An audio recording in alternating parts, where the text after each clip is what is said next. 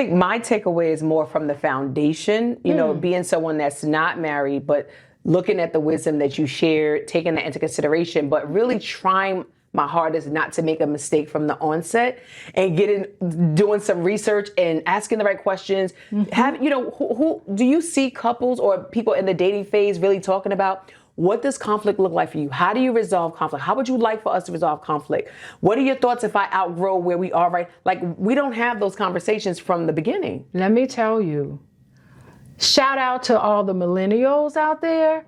I have a host of millennial couples who are straight up taking on therapy. They are having the conversations. It's the old people, it's all of us, our Gen Xers and all of us that don't want to go to therapy. I got millennials who are tracking me down.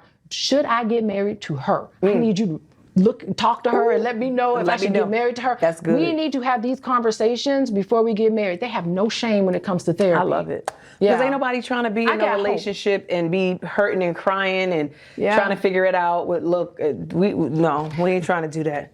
Yeah, I'm very excited with young people today. I think that because of social media, we got the ills of social media. But I think one of the positive aspects of social media is that people are starting to become more comfortable talking about the fact that they got problems, that they don't have it all figured out and they need help, and it's okay. So I think we're breaking some of the stigma with going to a couples therapist, and I think that's what's helpful. Let's take a moment to hear from our co-host, Shar Curry. Let's talk about it, Shar.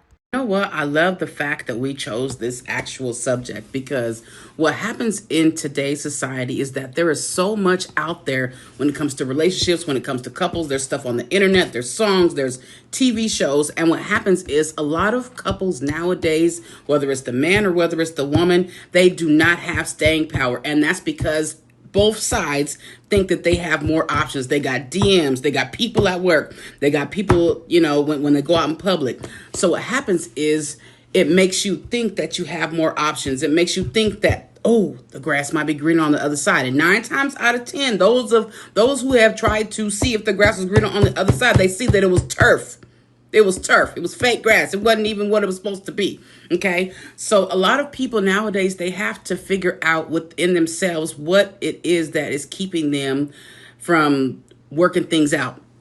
Okay. Because a lot of times people will just leave instead of trying to work things out. A lot of times the couples also have different focuses and different ideations about how to communicate with one another. So what happens is you think that you're being clear, you think that you're being concise in your communication, but your person is not even comprehending what you're saying. So that also puts a wedge in between things. But also, you guys have to understand, a lot of people nowadays, they are out here entertaining other people behind their partners' backs. So that's a whole nother aspect of things. But honestly, you have to get to a space and place with your spouse where, y'all both dig your heels and you say, you know what, we're not going to go anywhere. We're going to work through it.